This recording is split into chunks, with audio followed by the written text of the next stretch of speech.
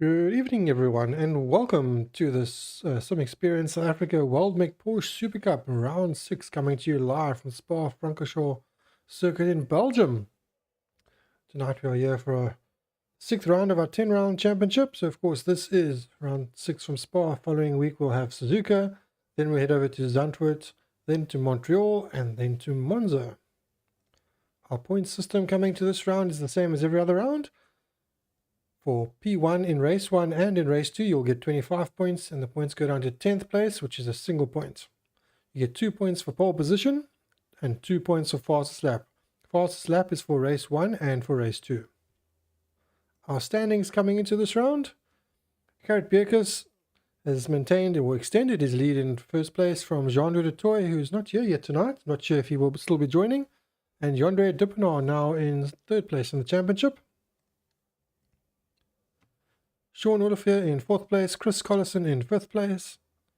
In 6th place, Peter Geldenes. In 7th place, Stanton Augustus. In 8th place, Monet Duploy.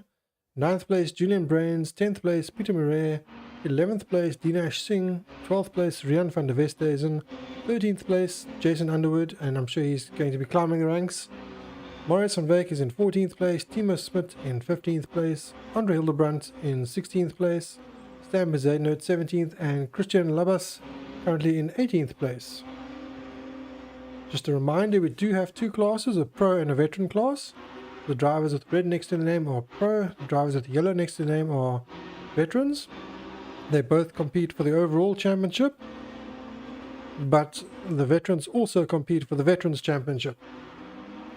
Alright, I believe our qualifying is now live, so we're going to jump to qualifying. Alright, so we are now live for qualifying. So welcome everyone to round 6 of our Weldmech Porsche Supercup series. This of course is round 6 of our 10-round championship. I'm just getting things all clicked to that in the background here. I'm your commentator Dennis Mitchell. We will be joined by Sean Woodgate later on. He's just running slightly late tonight.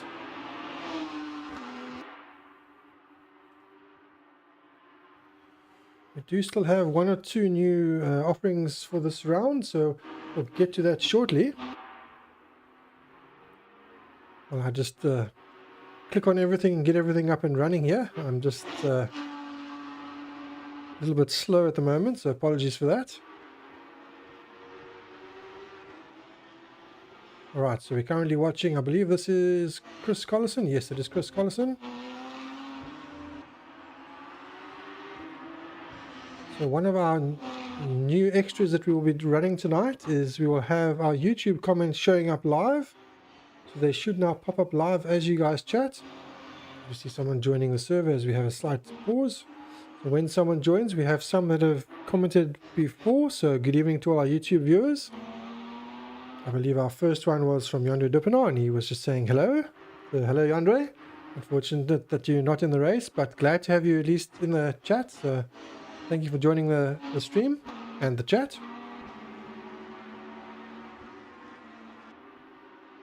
So that will be automated from now on, so whenever we have YouTube comments, it will automatically pop up. I'm just going to run through the ones that have been there. So we have Samir Bierkes as well. So everyone can read their comments, and that will pop up as they come through live. So from now on, any new comments that pop up while we're in the stream, that will happen. If they pop up maybe while we're between streams, I can just manually add them like I have that, and everyone can read the comments without having to be on the YouTube to read them. Alright, as we're watching Chris on his outlap, I'm sure everyone is on outlaps apart from, I think, 4 drivers at the moment, if I'm looking correctly. Actually, 5 drivers are still in the pits. We have Julian Brains has joined. Actually, we weren't sure if he was going to join tonight, but thankfully he has joined, so good to have Julian here. There are some drivers, unfortunately, that have hardware issues tonight, including Yandre, who is in the comments. So there are a few short, but we should still have a decent enough drivers to have an exciting race. Of course, we do have quite a push at the front at the moment. We have Gerrit Bierkes, we have Chris Collison trying really hard as we're now watching Chris on his lap. So we'll see what sort of benchmark lap Chris is going to put down. We have seen in the practice during the week the drivers have got into the 19s. So any lap in the 20s or to 19s would be a good qualifying lap. Oh, car getting very light over there. Going through a rouge. Oh, and he's abandoned the lap. Not sure why. Let's jump to Garrett. Garrett is currently fastest overall in the first sector. Let's see how this lap progresses.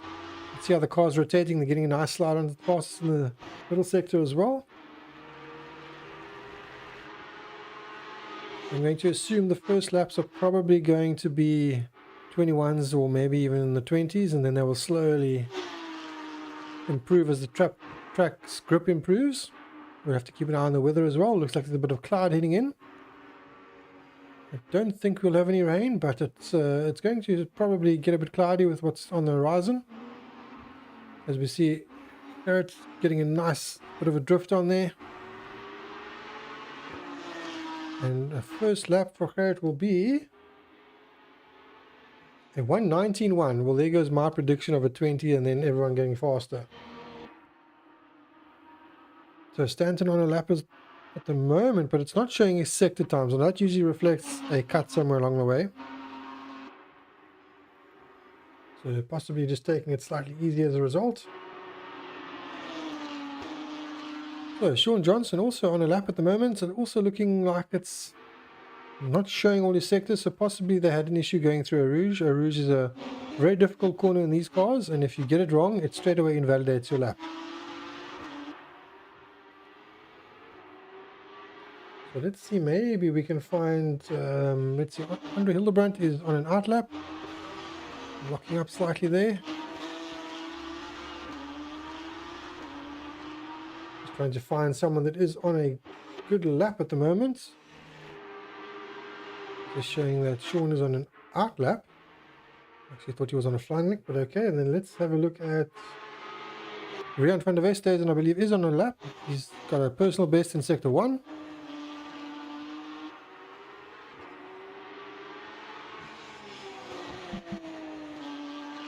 Everyone in the YouTube comment can perhaps just let us know if everything sounds alright and is running alright, but at the moment it all looks okay from my side.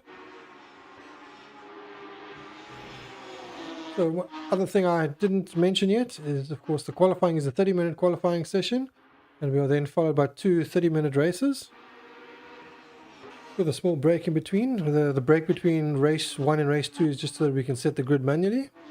The drivers qualify. Qualifying sets the grid for both race 1 and for race 2. So Rian using quite a lot of curbing, gets the car to rotate nicely, but keeps it nice and neat on the exit. Personal best in sector 2.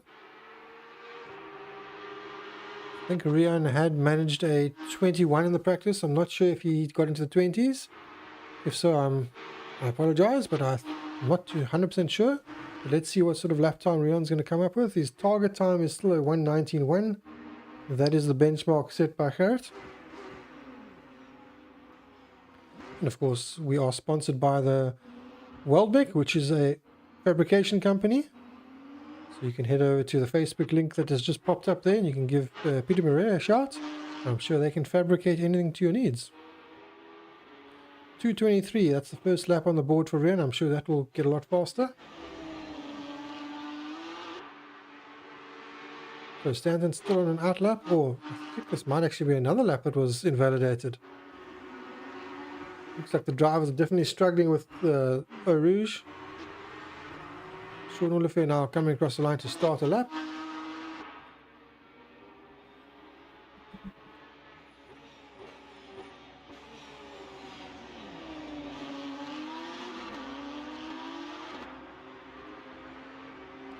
As we see, I think that's Christian coming out of the pits, keeping to the right-hand side, so very good there. Thank you, Christian.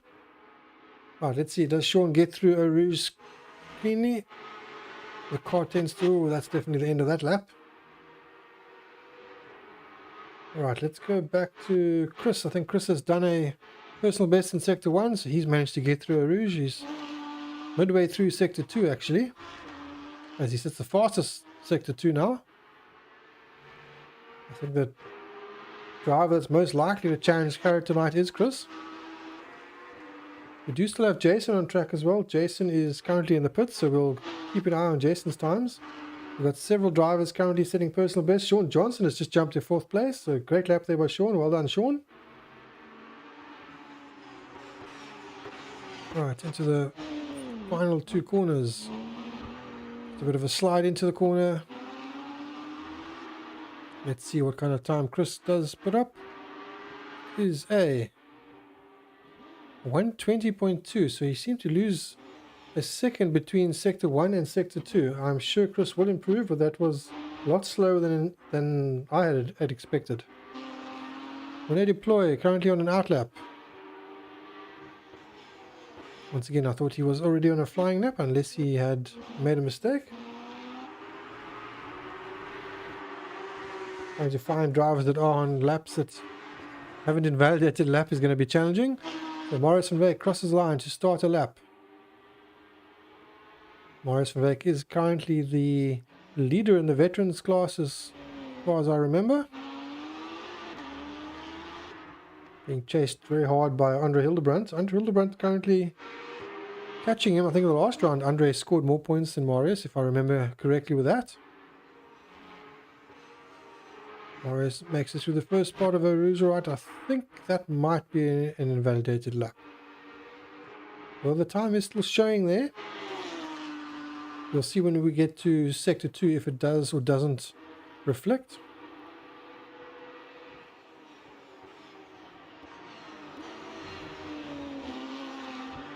Keeping it nice and neat.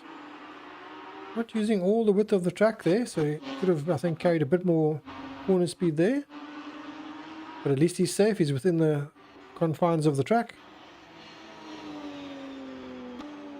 Taking the wide entries, brings it back. Get a good drive down the hill.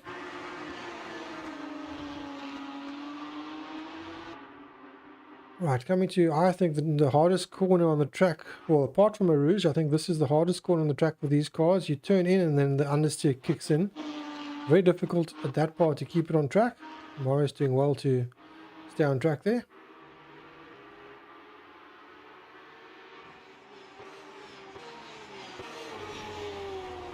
Some curves. Yes. Good evening, Sean. Just in time to be late. Well, at least you made it before the race. Yeah.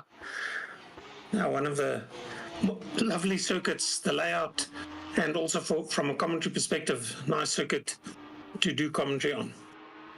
Yeah, I think it's one of the nicest, and it's definitely regarded as one of the driver's circuits, and I think it's a nice, the flowing nature of the circuit is great. There's fast, there's slow. It definitely is a fantastic track, plus all the undulations. It's definitely a driver's circuit. Yep. Just a pity that there's only, 13 cars, 13 people on the server. Not all of them out on circuit at the moment, but it's early yet.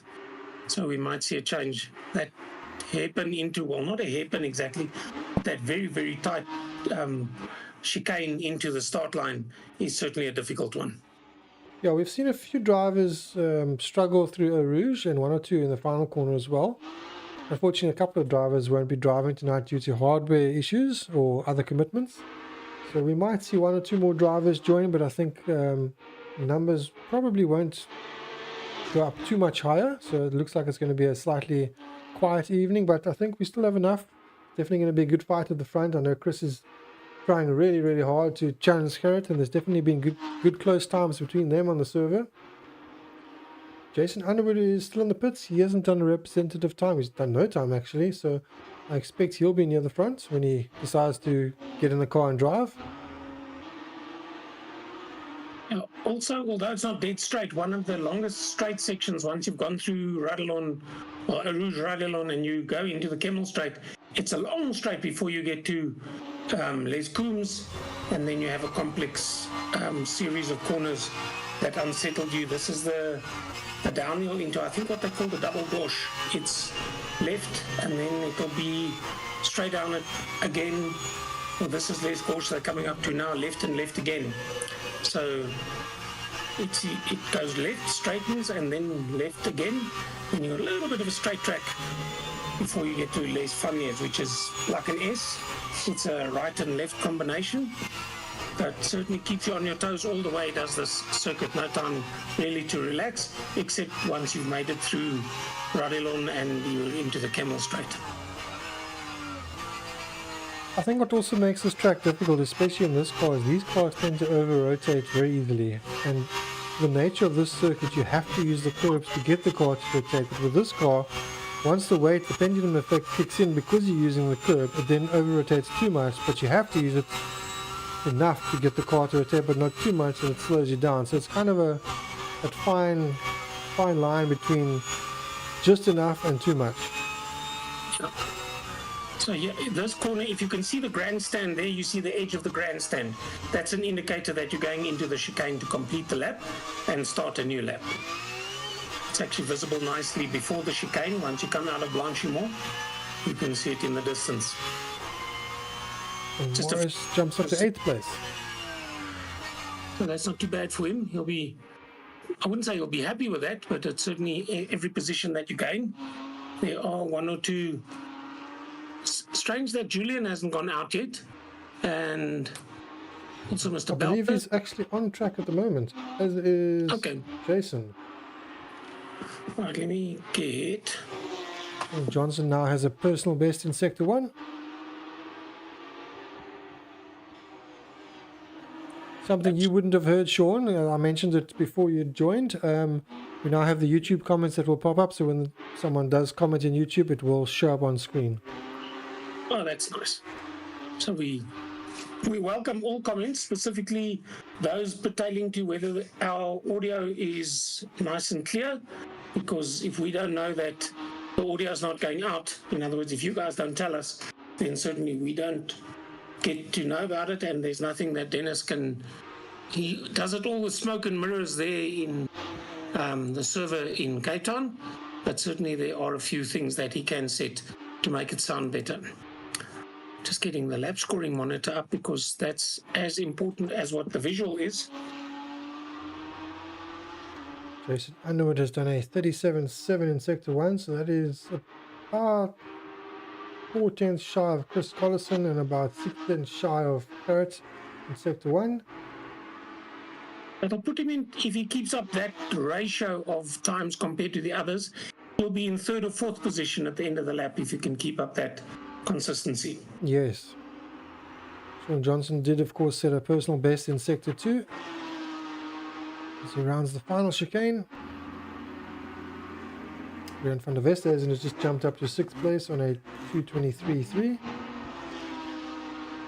It's certainly one that I can see that's missing is Harvey Gous. He's not out on track tonight. And of the Boeing brigade, we have none. Not 777 or 737. Yeah, I don't think we have any of our Namibian drivers with us tonight. Which is a great pity, because they are quite good supporters of the series. And a big shout out to Weldmech for supporting this. We certainly do appreciate it. Good timing that the banner popped up as you were saying it.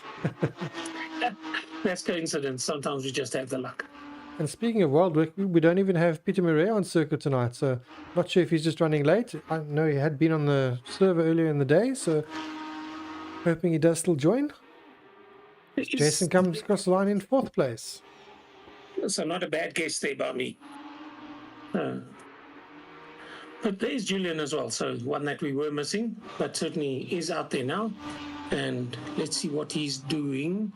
He still has to put up sector times. He's out on an outlap, so clipping the inside of the circuit. Julian does have a foot injury. He unfortunately injured his foot 2 days ago. So he's driving, he's doing right foot braking, which some drivers do, but most of us don't. So it's going to be something to adapt to. He seems to be able to keep the car on track at the moment. I'm not sure what his pace is going to be like. We haven't really seen him actually put a time in yet, so this will be the first. But at the moment, it's good to at least have him on circuit. The important thing is the throttle foot, not so much the braking foot. So we'll see how he does. But certainly looks as though he's getting around fairly well. Here's that tight, very tight chicane and into the start-finish line. into the start-finish straight, across the finish line, and still regarded as his outlap. We'll now start getting sector times for him. I think he would have maybe cut Rouge, because if you get Rouge wrong, it invalidates your lap. So let's see if he gets through a Rouge on this attempt. In Formula One proper this weekend, they've been very strict on track limits. So not quite sure how strict the server is going to be tonight. But they all know that if you do exceed track limits, then in some of the corners where you gain an advantage of might be a 0.1 of a second, then that lap could be deleted. It looked like Julian got through a Rouge no problem there, so this lap should count, and indeed the first sector does show up now. But unfortunately he makes a mistake. I guess that's the end of that lap. It's exactly what you said earlier, is that you got to get it spot on, because the back end of these cars are heavy and it tends to oversteer very easily. So if you just get out a little bit too quick out of the corner and early on the throttle, the back end's going to step out on you. When I deploy on a personal best in sector 1, it's testing the track limits there to their limit. Have a lock up there. Unfortunately, just running slightly wide, but managing to still keep the car from going over, because there you do get penalized if you cross the line, but he managed to safely keep it on track. Certainly a very difficult circuit. You've got to keep concentrating all the way, and also the way that the circuit is designed, you've actually got to think of your positioning of the car a corner or two ahead. So not so much as where you are right now, but where, depending on what you do in this corner, where that's going to put you for the entry and the exit of the next corner. And all of these, they flow into one another. Unless you have a bit of a straight, then you get a chance to reset and rethink. But certainly a good circuit for the drivers that enjoy the actual driving of. You have a combination of speed as well as cornering ability, so it's not all about the grip and everything. You have to have the car quick, but you have to have it good through the corners as well. Let's see, will Monet improve from his 5th place, 2:22 one lap? He does to a 2:21.8, but unfortunately he still stays in 5th place. But he does close the gap slightly to Jason.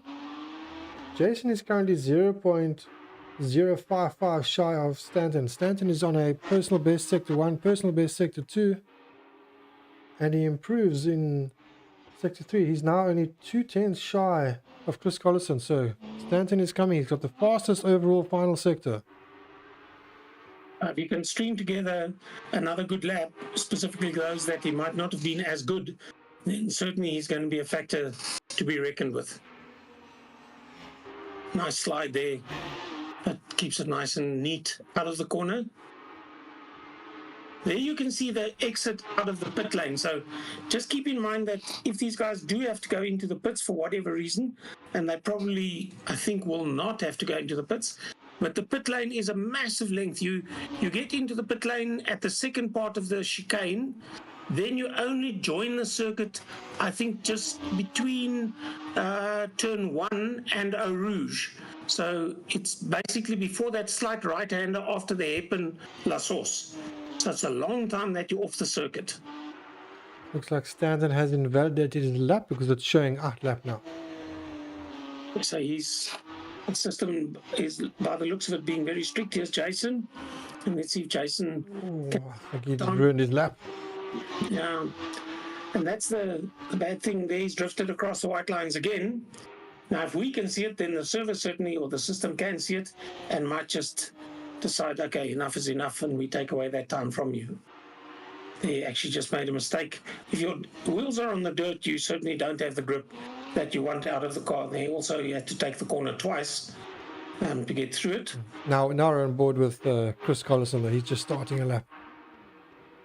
Right, and he's certainly going to be an interesting one, because he is 3/4 of a second behind Gerrit Beekes. Gerrit just certainly has these cars, this Porsche Supercup car of his, fine-tuned and seems to be well balanced and sets up. He's only done 7 laps. There are quite a few that have only done 7, and he's not on track at the moment, I don't think. But certainly he's the target man, and Chris Collison has to aim at beating him. There's Gerrit's times pop up all of a sudden. So just so that we have something to compare, in Sector 1, Gerrit did a 37.18. Chris does a 37.5. To give you an idea, a 1 minute 2.597, so 1 minute 2.6 for Gerrit. Let's see what Chris is going to manage to do. It's actually a very long Sector 2. If you consider the lap time is 2:19, and half of that lap virtually is spent in Sector 2. Yeah, and he didn't light up the times in Sector 1. And we see him getting very sideways there, a bit too much in the grass. It's pulling the car. Just trying to keep in mind what I said. Gerrit's time in Sector 2 was a 102 point something. Let's see what Chris gets once he gets through Sector 2. Also 102, but a 102.9. So also not lighting up the personal bests or the lap overall. So I don't think he's going to be challenging Gerrit anytime soon with this lap. Let's have a look at someone else. Let's see. Sean Johnson is mid-lap, and it looks like he has invalidated this lap because there's no sector times being shown. And certainly very strict tonight, which is a good thing, I think. That's what those white lines are for. They're not just ornaments that are being painted on the top. They certainly need to be adhered to.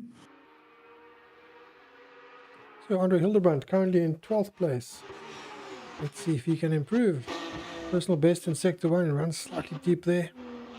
Yeah, the thing is that if you run deep like that, you actually got to get the car to rotate to make the chicane, and that means you're very slow out of the chicane, which affects the lap time overall. And he just doesn't improve. Action slower than his personal best. But still something to aim at. He's decided to go off the circuit there. I wonder if he's staying out of the way of the cars behind him. So 4 minutes left to go, or just under 4.5 minutes left to go. We see Monet getting a bit twitchy there on the entrance of the corner. Yeah, and as soon as you do that, it's 0.1 of a second or thereabouts that you lose having to aim the car twice at the same corner. It's a nice flow through there. Okay, he actually misses what I would regard as the optimal exit point. But I think you also don't want to be in trouble with the exit lane if there is a car exiting. So, but in this case, it is practice. I doubt that they'll be in and out of the pits. Maybe still, let's see, 3 minutes 50. If you were to go in now and have a quick tire change, you might just make it around once for one more flying lap. So we have first and second place on track. Third place is currently in the pits. Fourth, fifth on track. 6th, 7th in the pits. 8th, 9th on track. 10th, 11th, 12th, 13th in the pits. So Julian's not going to be too happy with being 13th and last.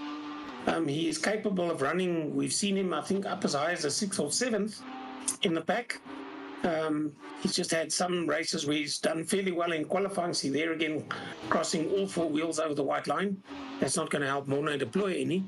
So we know that Julian can actually run middle of the pack and better. But if he's had the lap invalidated, he's got a Sector 1 time now. And my eyes don't deceive me, it is a personal best. So maybe he can just improve on, well, he has no time at the moment, and that's why he's in 13th place. We saw that one spin of his. So that lap was obviously not worth anything at all. I think actually went straight into the pits from there, so he didn't complete the lap. Who's in front of Morne? Is that Chris or Jason? I think it might be Jason. Jason is on track, so is Chris actually. We can jump to either of them and just have a quick look. I think it must be Chris then. Yeah. Yes. Yeah. So the Team Harder Racing guys in the dark blue and black colors. And let's see, Chris is still 3/4 of a second behind Gerrit Bekes. So not much change coming there. It's 2 minutes to go. So they'll complete this lap, and that will be it as far as qualifying goes. Well, certainly for these guys that we were talking about a little bit back, I think it was Morne and Chris. So, yeah, the guy. Gerrit's got fastest overall in the middle sector, and then he made a mistake there. Yeah, the flying bumblebee flew off to one side, and I think if you look at the speed there, he's actually slowed it right down and he's gone back into the pits. Here comes Jason. He's still got time to start a new lap. Going through Eau Rouge, so he's just starting a lap now. So this will be his final lap. Those curbs seem to be a little bit hard, and through the car onto the next set of curbs, I think are harder than what he would have liked. But it is Team Harder Racing, so they into it. This is that straight bit that I was calling. That's actually quite a long straight, the Camel Straight, before they get into Les Coombs, Malmedy, a little bit of a straight before they get into a hairpin Bruxelles. And Speaker's Corner, which is a 90-degree left, called Speaker's Corner because you can actually hear the speakers from the previous corner at that corner. Then you have the double left for double gauche. But here's Sean Olivier. He's going to make it as well for one more lap. It looks like Jason abandoned his lap, so maybe his first sector just wasn't enough for him to continue. Sean Olivier at least getting through Eau Rouge all right, so this is a valid lap so far. We'll have to see what he does in the times, but certainly he's going to hope to improve on it. Here's the straight, as we said. Yeah, it's all about setting the car up for that S, and it doesn't stop. It's left, right. Sorry, yeah, left, right. And again, you've got a little bit that you can relax before you get to that right-hander that just sort of repeats on you repetitively. Bruxelles, down the hill into, I think that is Speaker's Corner. I wonder if that lap was invalidated. Yep, it was. Yeah. That's why he would have jumped to the pits. And that's it for him for qualifying. So that's as good as what he's going to do or not. And this is the final driver on a lap is Christian Labas, and his personal best in Sector 1 and Sector 2. He's lying in 9th at the moment, the only car on track. So he's not going to catch a draft from anybody. There's not going to be anybody to disturb his lap. So he can just concentrate on the driving. And as you say, a PB in Sector 1 and 2. And it's quicker than the car ahead of him, which is Sean Johnson. He jumps up to 7th, so nice improvement. Yep, so a nice last lap there. He passes Rian van der Westhuizen and Sean Johnson to take 7th on the grid. All right, we're going to jump to an ad break. We'll be back shortly. Back then.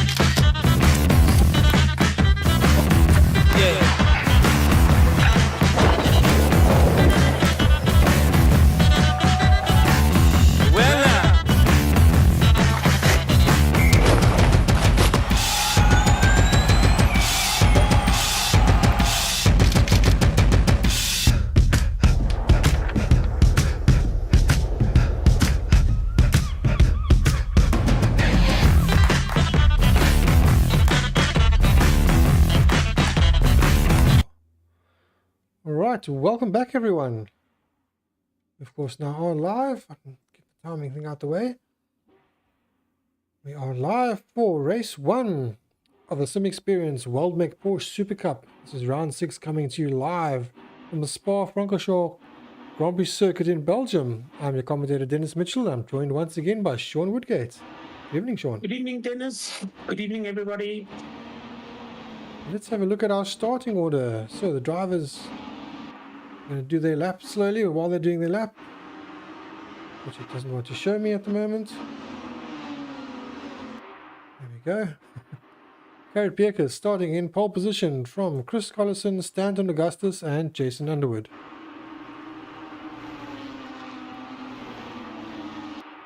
In 5th place, Monet Deploy. In 6th place, Sean Olivier. 7th place, Christian Labus. 8th place, Rian van der Westhuizen. In 9th place, Sean Johnson. 10th place, Arjen Balder. 11th place, Marius van Wyk. And in 12th place, Andre Hildebrandt. And in 13th place, the injured Julian Brains. It's unusual to see. We were saying it's unusual to see him at the back of the grid, but maybe that foot is bothering him more than what we can think. He was out on circuit, and the one lap that we were watching with him from the side, he managed to spin it, so that threw that lap out of the window. And I don't think he actually posted a qualifying time, because one of the other laps that we were watching him, I think he exceeded track limits, so he finds himself firmly in 13th position. But the Flying Bumblebee is almost like a fashion of this series. Gerrit Bierkes out in front, and is there going to be anybody to challenge him? Yeah, I think it all depends on the start. So will Chris Collison get a good start?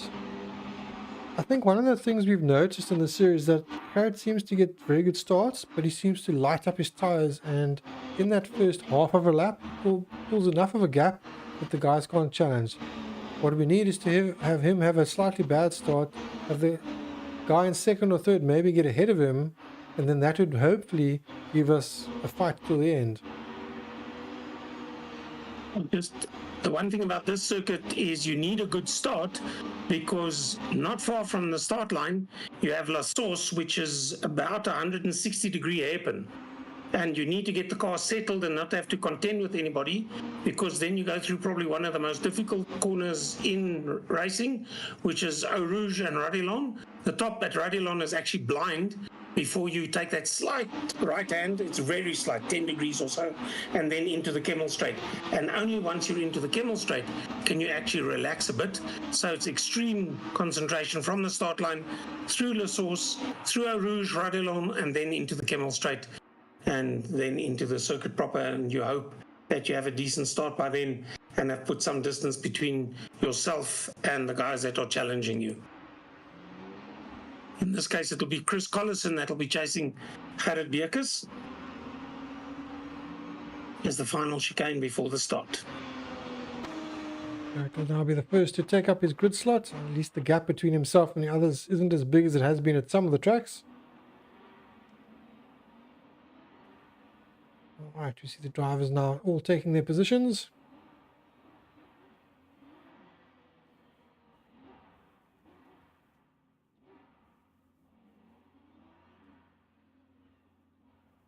Right, as we patiently wait for the timer to start, and it has started, so everyone is in position. 5 seconds to go. Alright, we're away. I'm not sure what happened to Chris. Has somebody hit the back of Chris? His teammate, possibly? I'm sorry, was that Chris and Jason came together, I think, there? Yes, I think Chris had just... I'm not sure what happened, but his car just didn't pull away. At all. And there's another battle that's behind that the guys are actually staying off the racing line. So Gerrit didn't take the pole off the line. He now manages to settle into that pole position. But the guys behind him, I think Monet Deploy is one of those in second or third, both of them in the orange cars. The Monet is in third, and second is Sean Olivier. They run very similar colors. And they're a long way behind now. If you think that this is the Kemmel Straight, exactly that which I was saying is that Gerrit Bierkes would have tried to get ahead, but it looked to me as though he wasn't that far ahead as much as he would have liked going into the hairpin. So I'm not quite sure what happened to Team Harder Racing, but they find themselves in 9th and 11th. So they'll be trying very much harder to make their way up the field. You see some of the YouTube comments coming through. So Johan Beerkes, all the pictures of the bumblebees, and of course Jandre Duppen are saying strong guys. So unfortunately Chris and Jason are going to have to be fighting their way back through the field. Chris is, I think, right behind Stanton Augustus. So Stanton also having a slightly slow start. I think they all took avoiding action with Chris. I'm not sure if he stalled on the start or what, but he just did not get going. Stanton was third in quali, so third on the grid, but that would have put him, I'm not sure why he would have been affected, because he would have been behind Gerrit Beerkes and should also just have got away. So something happened definitely to him as well, to Stanton and to Chris Collison, because that was the second and third placed cars. Yeah, that's definitely the worst start imaginable for Team Harder Racing, and I think even for Fach Autotech. Yeah, but certainly something to come back at. So Jason Underwood will be trying his best in 10th position, and Chris Collison in 9th. I just mustn't run into each other now. As we see green lights in the sector they're in now, we should expect, because that's all been, well, the fracas we had on the start line seems to have been all settled out. And in the fun of the fair, Sean Olivier is 2 seconds behind Gerrit Beerkes, which is quite a long way to be behind. Morne Deploy only 0.4 of a second behind Sean, and Christian Lavas also only half a second behind Morne. So second, third and fourth is very close at this stage. Trying to see what's happened at the start here, so I'm just in the background looking at some things to show us.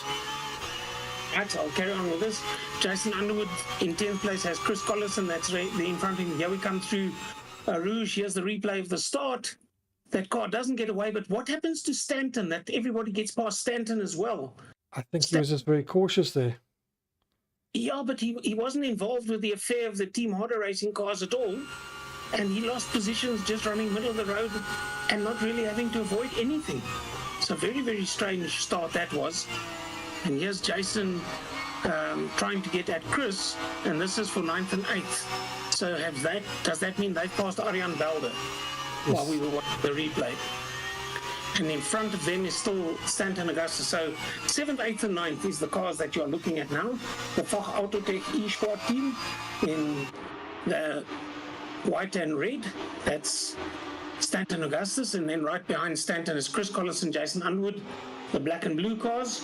So an interesting race that's developing mid-pack, and they are chasing down Marius van Wyk in a color that's difficult to describe. Is that pink or purple? It's probably more purple. Purple, yes. Yeah. Marius really benefited from the start.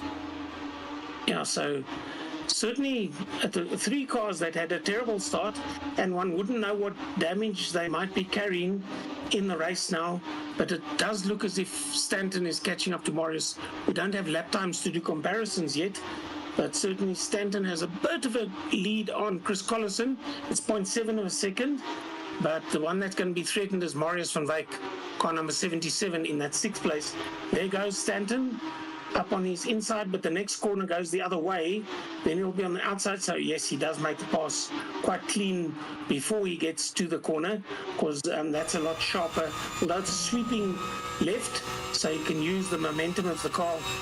There you can see the tip of the grandstand that says they're coming up to the chicane to finish this lap. 2 of the Team Harder guys get past Marius van Wyk. I think he kind of moved over for them. I think he knew it was just a matter of time, so he gave it to them so it doesn't ruin his own race.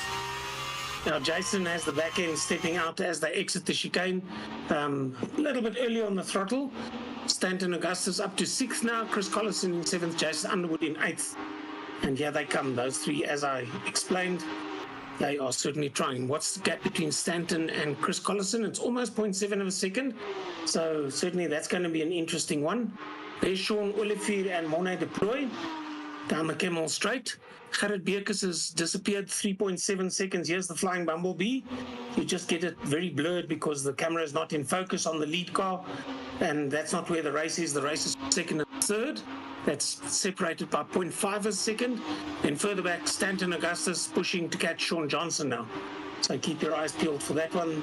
The white car with a bit of red is chasing, I think, the white car with yellow and green is the car of Sean Johnson. Christian also having a good race tonight. So obviously the start has helped, but he's currently in 4th place. Yeah, he was certainly in the second half of the field in qualifying, but has done quite well. Look at these two battles, these 3 cars, and then there are another 4. Team Harder Racing at the back of that. So it's Sean Johnson, Stanton Augustus, Chris Collison, then Jason Underwood. It's a pity that Garrett's pulled away, because we've got some nice battles at the moment. 2 nice battles that have developed. Stanton has a look up the inside, whether that's looking to challenge Sean Johnson or whether that's covering the line for Chris Collison behind him. I think it's a mix of both, running what we call a little bit of middle of the road, but he does take the apex there. And of course, as long as you're not weaving or changing direction twice in the straight bits, then that is fully allowed, because the guy behind you has to do all the work to get past. So here we can see the Hunter and the Hunted again, and certainly a nice view looking forward out of car number 22.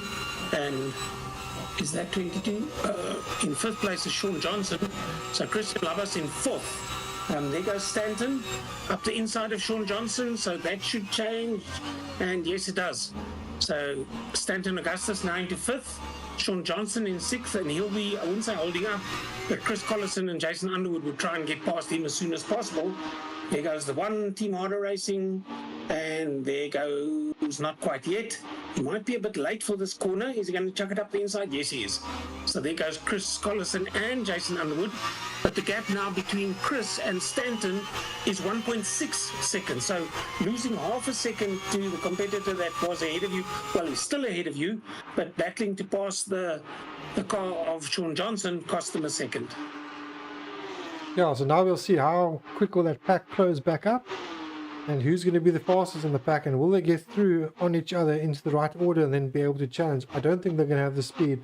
I think the only driver that would actually have the speed to challenge Garrett is Chris, and I think he might even have some damage after the start, so we'll see how his car's performing.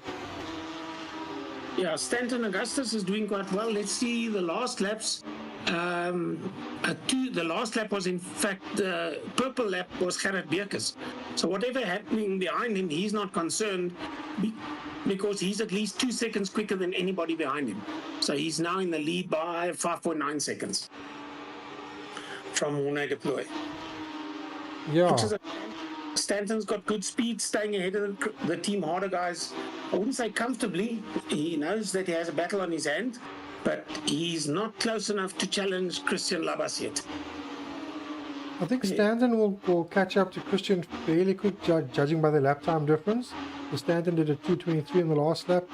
Christian's last lap actually was invalidated, so his lap time is showing as a 2:35. That's obviously his first lap with standing start. So not too sure what the lap time difference is, but certainly in Sector 2 there's over a second difference between them. So I think Stanton is going to just reel him in within a lap or two. And then it's a question of how quick can he catch up to 2nd and 3rd place. Does memory serve me correctly, this is the first race that Stanton actually qualified in the top 3. He's normally in the top 5 or 6, but low numbers tonight, so he did qualify in the top 3. So he's making the best of it. He still has a view of Christian Labas, or a very good view of Christian Labas, but certainly a little bit further than what he can. There he's off the white line again. Don't know if the race director will be talking to him about that. I know that you have X number of warnings before they actually give you a drive-through penalty, but don't confuse the colouring of Christian Labas with the flying bumblebee of Gerrit Beekes. They're similar, but the car of Christian Labas is a lot more black than the flying bumblebee of Gerrit Beekes in yellow. Oh, look at the speed that Chris Collison has all of a sudden closed up the gap between himself and Stanton Augustus. It's 0.3 of a second, and challenging. Yeah. This is the Kemmel straight now, so he's going to get a good draft, and it's a long straight. So if he can chuck it up the inside for that right-hander, might be just a bridge too far. Let's see who's good on the brakes. And of course, if you make a mistake into the corner and the back end of the car steps out, then you've got 2 changes of direction to contend with. that you actually have to get the car into control, and you'll be slow through those 3 corners, but they both seem to have settled for what they've got. But Christian Labas has now only 0.6 of a second that he's ahead of Stanton Augustus, 0.5 of a second to Chris Collison, and 0.5 of a second to Jason Underwood. And that's the battle that you can see raging here. Those 4 cars are, give or take, within 0.6, 0.5 of a second of each other. Now this part of the track, Stanton has pulled a bit away from Chris, and he's right over the back end now of Christian Labas. He just gets to flow so much better in this section. Somebody that was around there previously left a lot of black rubber on the brakes, but there you can see Stanton right up behind the car of Christian Labas. And the changes of direction, I think he will try and wait where he can actually get a good slipstream and then make the pass cleanly, or alternatively wait for a corner where he can position the car on the inside and then just do sort of a block pass that the other guy can't turn in on him. But at this stage, it's slowing him down because I think Chris Collison, still 0.6 of a second, there's Team Motor Racing, both of them. And well, there, if anything, a mistake by Christian Labas running off the circuit and then some. So whether that's going to cost him a penalty, here's the chicane going into the straight, and if he gets this wrong or gets a slow exit, then Stanton Augustus is going to position at that hairpin at the end. So certainly his running will be full of he'll be in the rear view mirrors, but also I think blocking the line a little bit from Chris Collison. So Chris Collison and Jason Underwood, they're right there. So these cars in 4th, 5th, 6th and 7th as you're watching them. I don't know if you noticed, but Chris was going defensive against Jason as well, going into the main straight. Ooh, Christian getting it wrong there. Yeah, and I think that means being so far off the road, if he had brought it back, it would be deemed to have gained an advantage off the circuit, and I think he's going to lose 2 positions. Because Stanton has passed him Chris Collison. Now it's just up to Jason Underwood to get up his inside somewhere. There's so many corners that, oh, he's fighting back. He's fighting back. He's certainly not giving it up, but in so doing, he's allowing Jason Underwood to get up his inside. And is Jason Underwood going to stay there? I think he certainly is.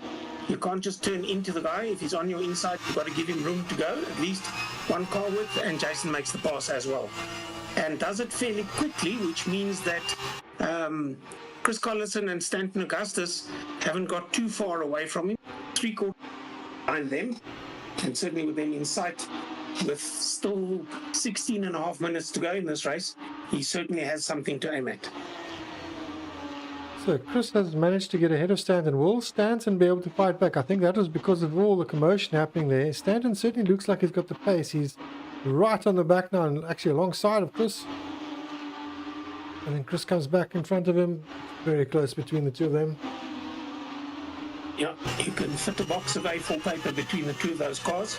And we've known Stanton Augustus to be quite smooth, although the air runs off the circuit a bit. As I say that, I jinx him.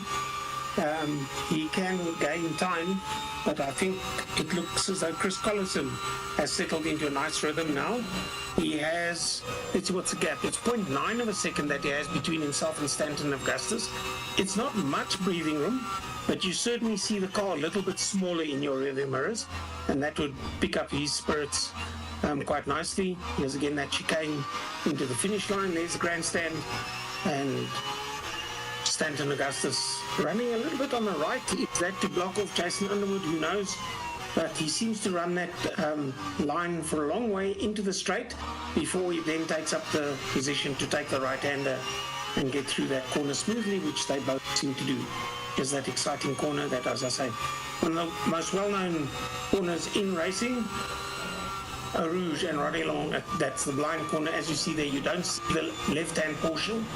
Going into the Camel Straight, you've just got to believe that it's going to, and position the car accordingly.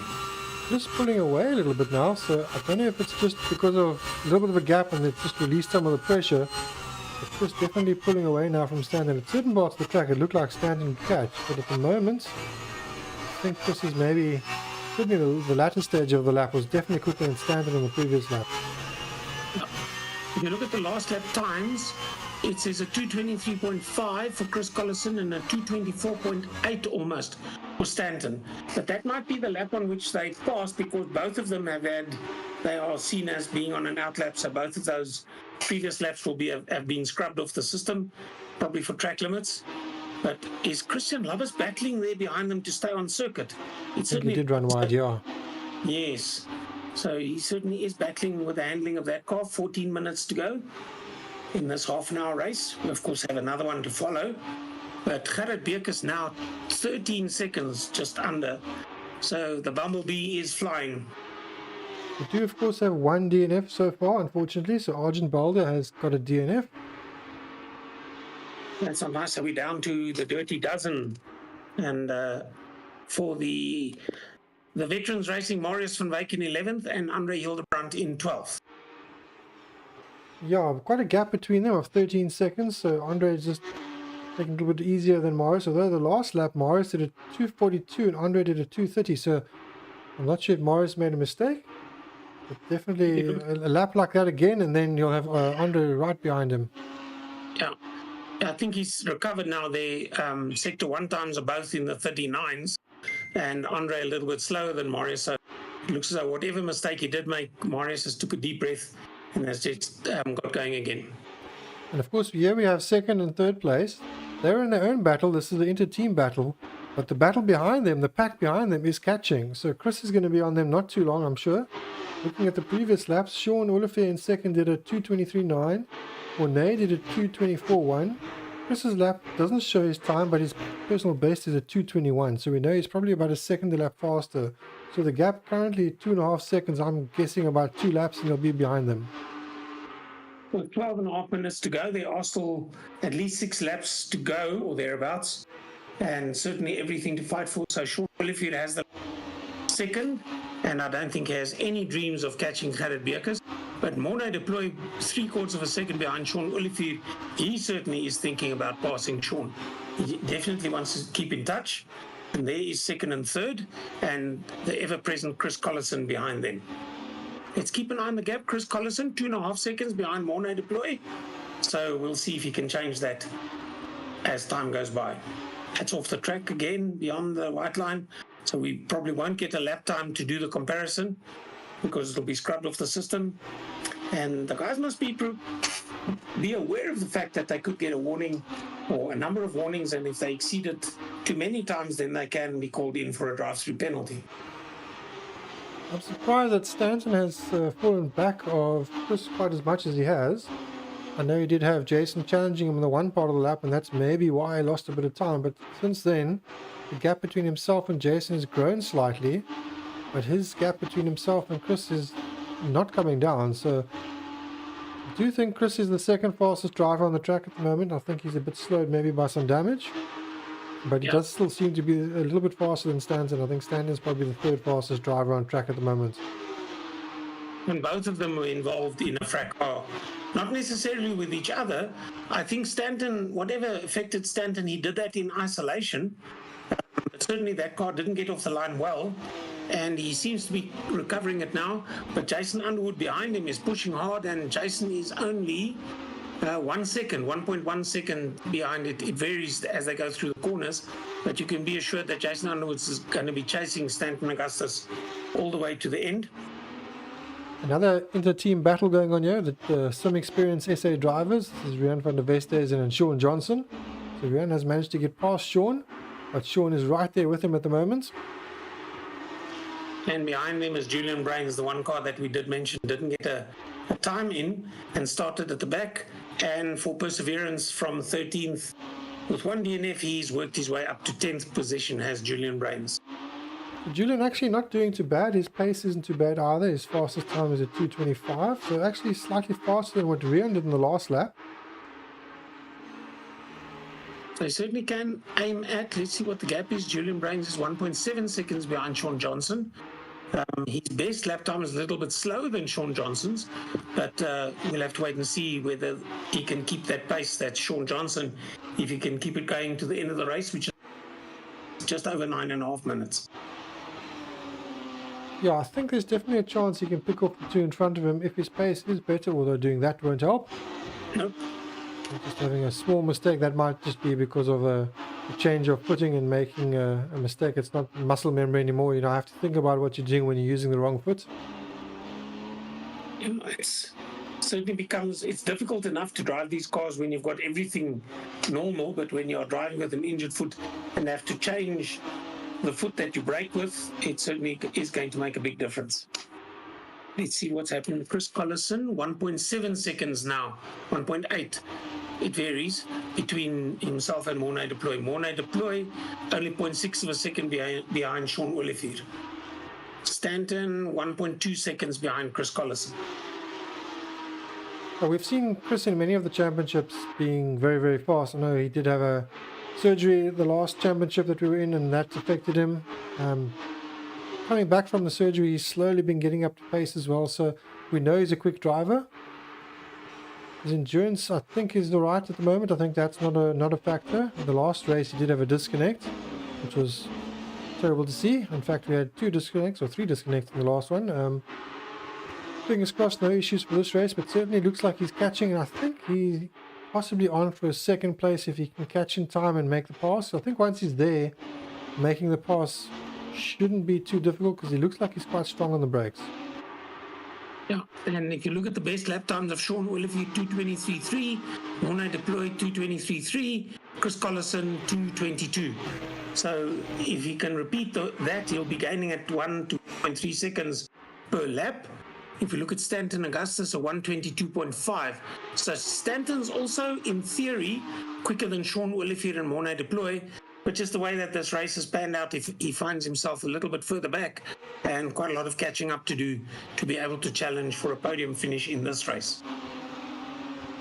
So the gap between Chris and Stanton is about a second and 2/10 now, as we're fluctuating depending on the part of the corner. And it's much the same between himself and Mornay.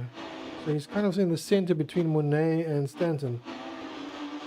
The one that's interesting is Mornay is only about half a second between himself and Sean Olivier, and that's for second place that Mornay is going to be pushing Sean Olivier. Yeah, they come towards us now. And that gap has been like that for a while, so I'm not sure if they're just maintaining position and saving tires. Of course, they are teammates, so they could be playing the team game, just defending. We do have Sean Olivier ahead of Mornay in the championship, only just. But that could be something that is being spoken about by the two drivers, but we are not aware of that. That team is, of course, Thorax Racing, and they are settling it. But as you said, Chris Collison would appear to be catching them now. He's got it down to less than a second. And I'm not sure how far back I said, what was it at that stage? 2.5. It was 1.2 when I mentioned it a few corners back, yes. So he's certainly thundering along with Chris Collison, less than half a second now. I think he decided enough now with 6 and a bit minutes to go. And he seems to have dropped Stanton quite a bit as well.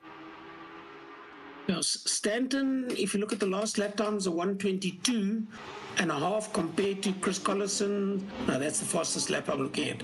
It doesn't show a lap time for Chris Collison, but Stanton a 1:23.4. I think we're seeing the two drivers in front now playing the team tactics. So Mornay was defending there, and that will help make it very difficult for Chris to get past. Yeah, but this corner lends itself if you can actually get in nice and tight. But I think that just the angle of the corner, the physics, throws the car to the left and to the outside onto the curbing, no matter how well you get the corner. Here's a Rouge and Rodilon, and then the Camel Straight. And you have to be really close to get a draft out of the Camel Straight. And that being said, Stanton Augustus has caught up to Chris Collison again. I think that's because turn 1, Chris got a bit wide, he got into the curb and the car got very loose. He seemed to lose quite a lot of ground, and obviously Stanton got right up behind him because of that. 5 minutes to go, which will be 2 laps and maybe 1 more for these guys. But certainly Stanton now has his breath back and is pushing hard. It's 0.3 of a second between himself and Chris Collison. Top right, you see the rear view out of Chris Collison's car. Bottom left, you see looking forward out of Stanton's car. And really close racing, and ahead of Chris Collison, you see Mornay deploy, and then ahead of that, Sean Olivier. So everything to race for, because as you see there, a mistake by Sean Olivier, and all of a sudden Chris Collison is all over him like a rash. Is that Monet? Yeah, Monet's got ahead of Sean. So Sean, Yes. yeah, Sean is in third. He was in second a few laps back, or a lap or so ago. That was, I got them wrong, I think, in commentating, because I accepted that they were where I remembered them. It was one of them drifting really wide out of the corner, and then all of a sudden Chris Collison was right there, and Sean Olivier is now defending, and Mornay Deploy is in the lead. So they've seen that he's made a mistake once, and with a bit of pressure, they might even see him make another mistake. Here's Julian Brains trying to make a pass, but not succeeding. That's on Rian van der Westhuizen. And behind him is Sean Johnson. So the two teammates, Sean Johnson and Rian van der Westhuizen, are sandwiched, or they have Julian Brains sandwiched. Oh, there's a nice place to be. But then the last part of the chicane, you find yourself on the wrong part. But if you can get a good exit, as certainly Chris Collison has done, is he going to get past Sean Olivier? We'll have to wait and see. He's going to get outside. He's going to be on the outside for this part, and that's where I said again, and look who's taking his chances. Stanton Augustus is right there, but he was, I wouldn't say punted, but he certainly couldn't turn in because Jason Underwood was on his inside, and that brings Jason Underwood into sixth, and Chris Collins is running right on the back end of Sean Olivier. Yeah, I wonder now that the two Thorax guys have been split up a bit, if this will make it easier now. Of course, we have Sean now in third, so I don't know if Monet was being held up by Sean. We'll see if he now gets past. With Peter Hockley saying, nice move. It was certainly a nice move. But the Kemmel Straight, everybody's quick because it is just that. It's dead straight. And if you get Radiolon sorted out, then you should have a good Kemmel Straight. If, of course, you do a mistake out of Radiolon, that's going to mean your top-end speed at the Kemmel Straight is, oh, that's a defensive one. But it's all the flow that matters now. And the Team Harder Racing guys are also at each other's throats. So Chris Collison has Jason Underwood right behind him. And are they going to mount a joint attack on Sean Olivier? And Mornay Deploy currently in second. It looks like he's pulled away slightly. 3 and a bit seconds ahead now currently. Chris Collison now around the outside there. No, on the inside actually. Yeah, and a big mistake. So he can't come back. Well, he can come back, but whether he would have deemed to have gained an advantage, getting the slingshot, even though it's a long piece of road, you can keep up a better terminal speed. He's off the track again, and this time it looks as if, as Jason got the pass done, certainly dear. a spin. Yeah, that means the end of Sean Olivier and Stanton Augustus. Well, not the end of, but Stanton Augustus gets past him. But what damage has Stanton, and whatever Stanton idea was of catching Jason and Chris, I think that's just gone out the window. With only 1 minute and 18 to go. Where's the Bumblebee? Is that over the start-finish line, anywhere near the start-finish line? Here it comes up. Coming into Rouge now, so this will be the final lap. Yep. So certainly a demonstration in racecraft, car setup, biding your time, good off the line, all those things made for an excellent race to be in the lead by almost 23.5 seconds. Yeah, completely dominant. I mean, I think he's pretty much dominating the championship, but dominating this race as well, but also in part thanks to the start incident, like you say. He's got the whole Kemmel Straight open behind him. Nobody in sight as he went into that section that he's in now. So certainly has a demon race. If we look at the lap times, his best is at 2:21.131, which is the fastest lap of the race. The next best is Chris Collison on a 2:21.9. Now, I think Chris' car might have been damaged. I'm pretty sure Chris would have been up there. So hopefully in race 2, we'll see a much closer race between them. Whatever went wrong, let's hope they get it sorted for the next race so that we can have... Well, we don't want to wish any bad luck on Gerrit, but at least get somebody to challenge him and make him work for the win, because certainly he is driving a very smooth race at the moment. And if you look at his best at 2:21.1 and his last lap at 2:22.3, that's after the whole race, only 1.2 seconds off his quickest. So still a lot quicker than many of the other drivers' best lap times that are behind him. This Collison, I don't know he's going to catch Monet. Monet, he's got a 1.6 second gap on him. Chris might catch him right at the end of the lap, but I don't know. Monet's pace is pretty good. I think it's good enough to defend. Yeah. You've also got to think about the risk involved, considering this is the last lap. You don't have any laps on which to rectify if you do make a mistake trying to do the pass.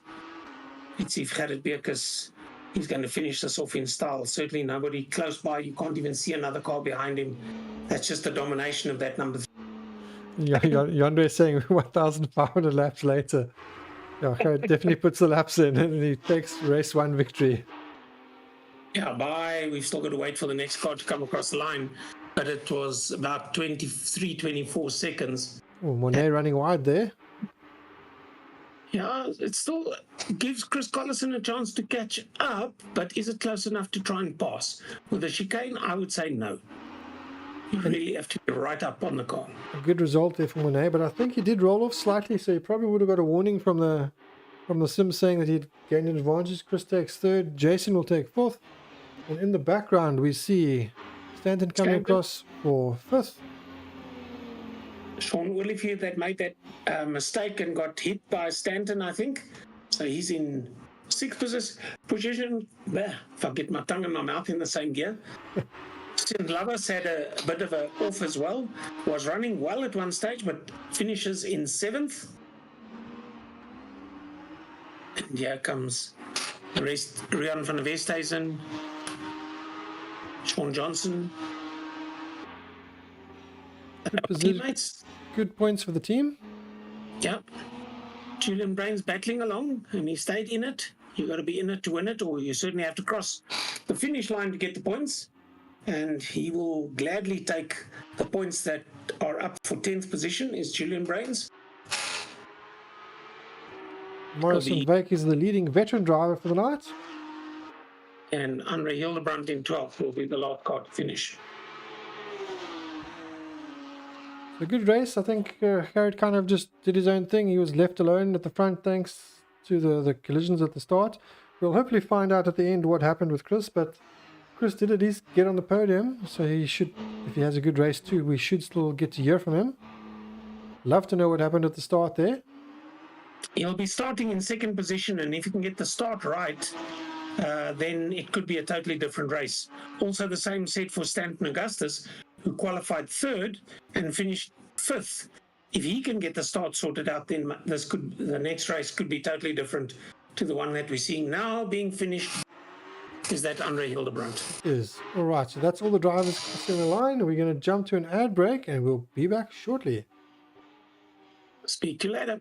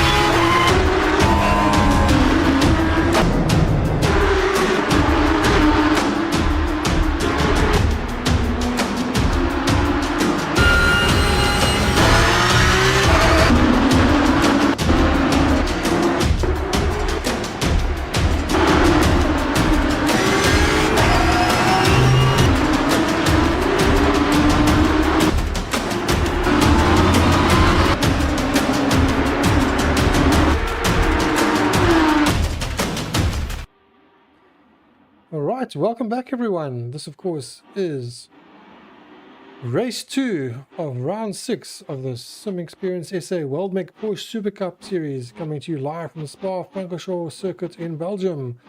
This of course is race 2, another 30-minute race. We do have some of our comments still coming through there. Unfortunately, that is coming over what we were showing, but excuse that. Otherwise, this is race 2. The drivers are on their formation lap as we watch.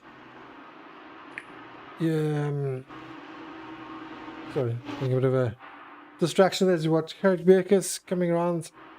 Let's have a look at our starting order for the race 2. So for race 2 we have, that'll show, we have Gerrit Beerkes in pole position from Chris Collison, Stanton Augustus in 3rd and Jason Underwood in 4th. This is Flying Bumblebee. We have in 5th place Monet Deploy, in 6th place Sean Olivier, in 7th place Christian Labbers, and in 8th place Rian van der Westhuizen. In 9th place Sean Johnson, in 10th place Arjen Balder, 11th place Marius van Wyk, 12th place Andre Hildebrandt. And in 13th place we have Julian Brains.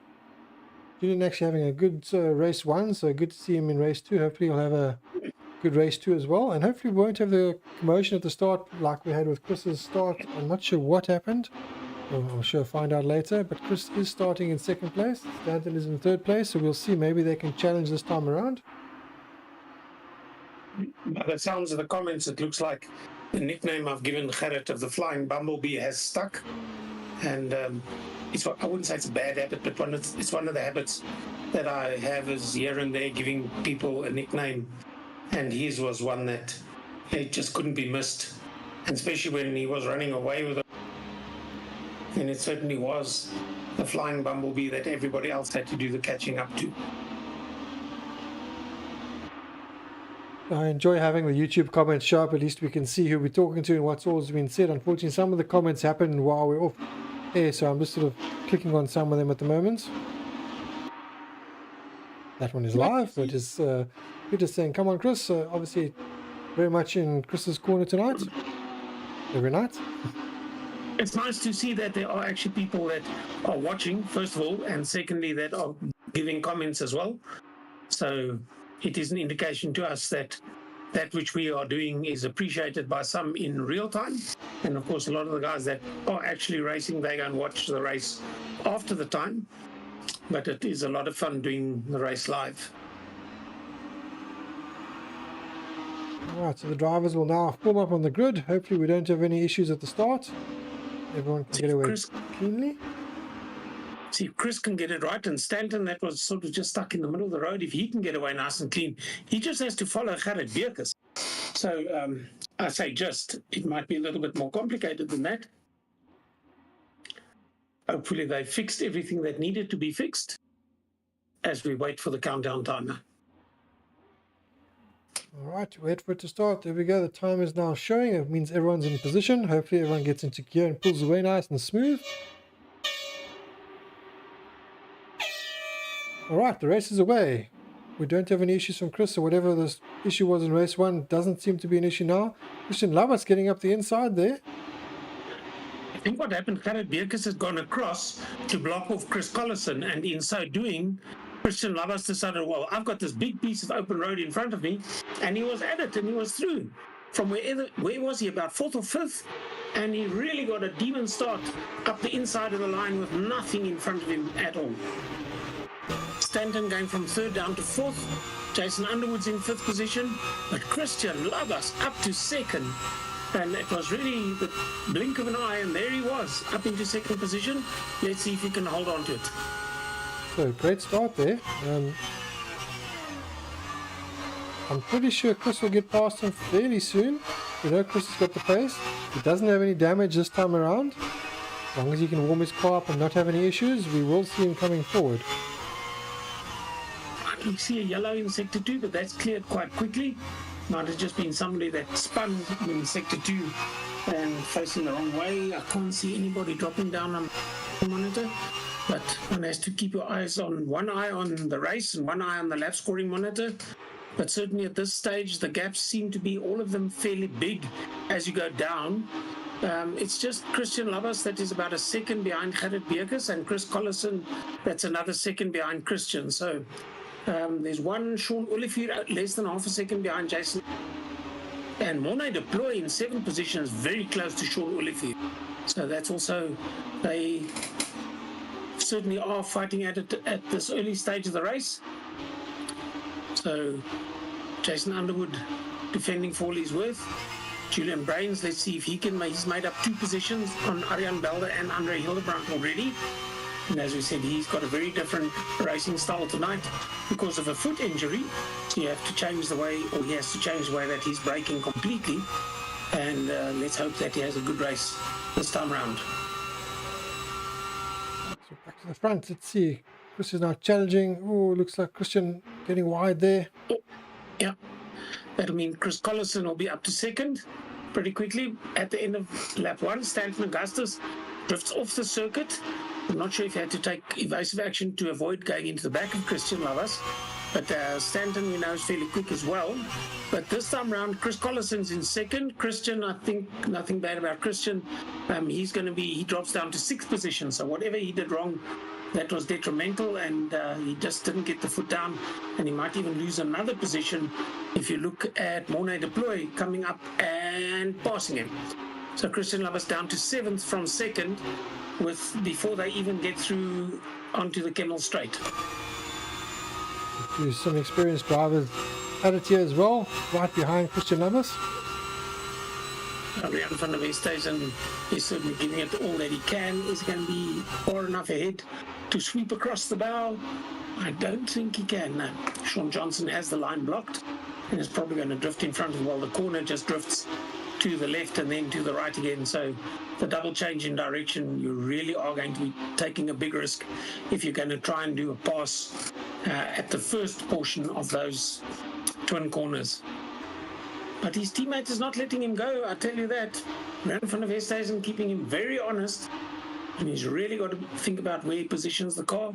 Getting all 4 wheels beyond the white line. Does the sim tell him that he's doing so? We didn't see anybody get a drive-through in race 1, so I don't think they're going to be too strict about it in race 2, because they let quite a bit of it go by in race 1. But certainly we did see 1 or 2 of the guys that went off the circuit in a big way, and then the guys just got past them naturally without being told to do so by the sim. See, like there again, that's actually going in an advantage, even though you have a quicker exit speed because you have a wider radius, so you don't have to turn the car in so tightly. A lot of physics involved, but I think he's going to go anyway. Or maybe he's been told to let him pass. I think the 2 of them have swapped positions. It looked like Sean just ran slightly wide there. And Rian has managed to slip past. So Rian up to 8th place, Sean down to 9th place. Yeah, what's happening up front? Chris Collison is 3 seconds behind Gerrit Beekes, but certainly the Flying Bumblebee early in the race on already virtually 3 seconds ahead. Stanton Augustus only 1.2 seconds behind Chris Collison. So now, would you believe, we have them as they qualified? Gerrit Beekes, Chris Collison, Stanton Augustus, and Jason Underwood, the second part of Team Harder Racing, is in 4th position. Sean Olivier in 5th. And Jason getting a bit loose there, so now under threat from Sean Olivier. Sean, I think, is right on him. Let's see if Sean can get a move down the straight. He's going to be right in his slipstream, so you never know, he might actually be able to get a move on. It's quite a long straight, so if you can get the slipstream and put the car on the inside, and I say the inside, it's on the right-hand side, because that first corner is a right-hander. But it looks as though Jason just has a better speed down the straight, so there was no challenge at all from Sean Olivier on Jason Underwood, so that just settled into position. Julian Brains up into 10th, which he'll be very happy about considering the fact that he started 13th.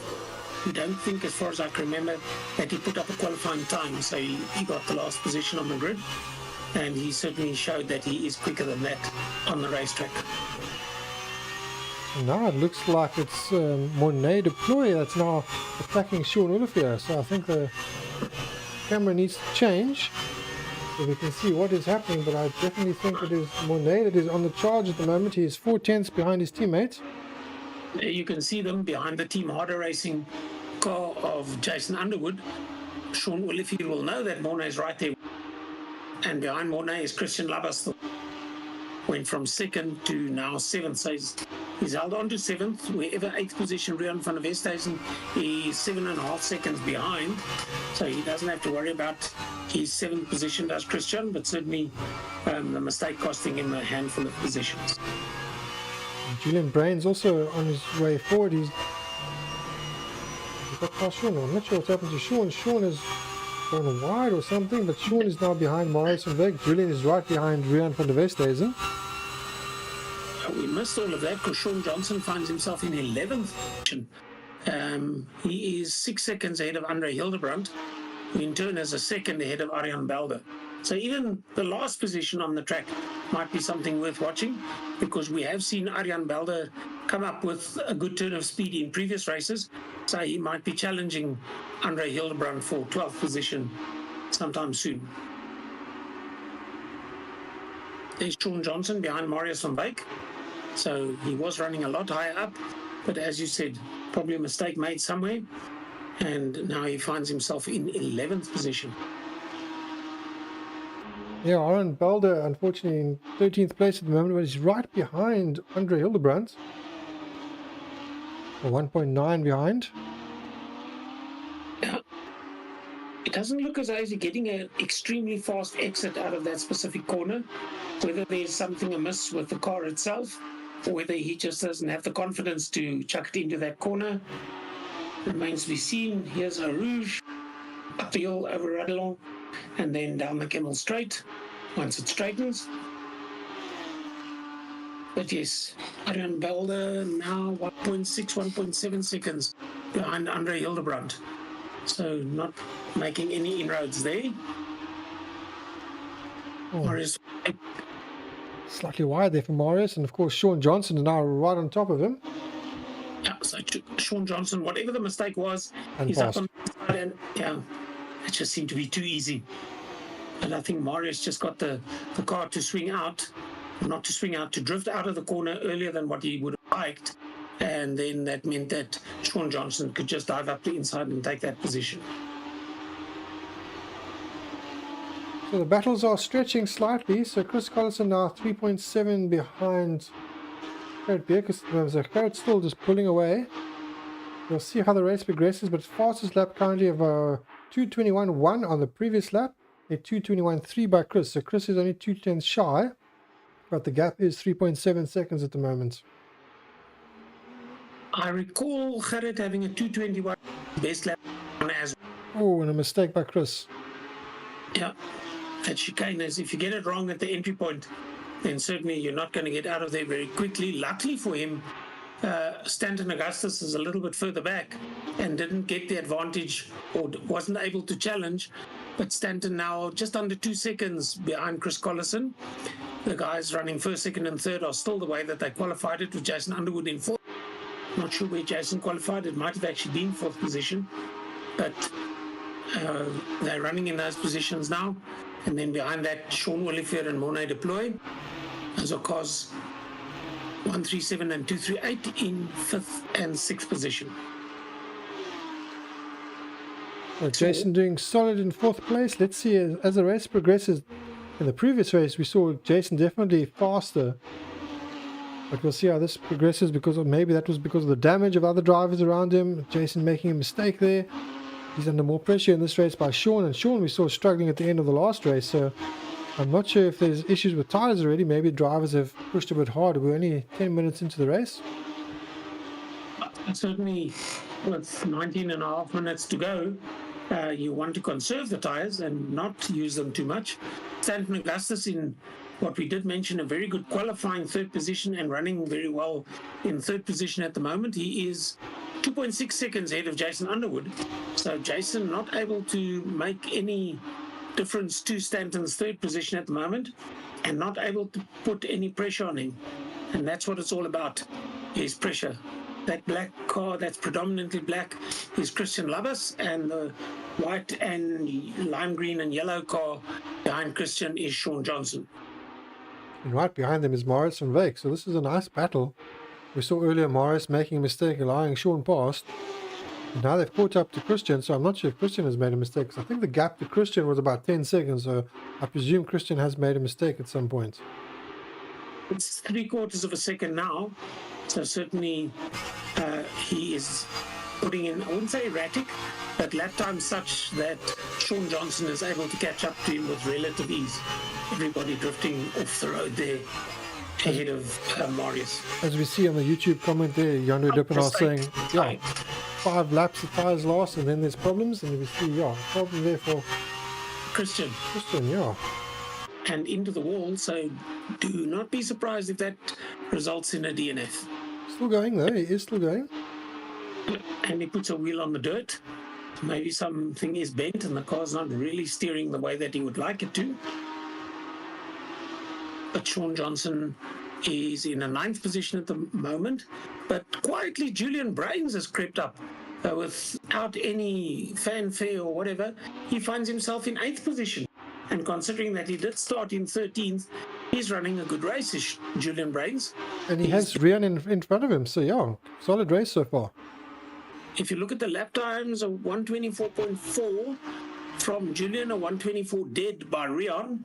So there, just as we say that, Julian drifts extremely wide out of that corner, and he'll have to recollect and get it all back again and see if he can catch Rian van der Westhuizen in 7th.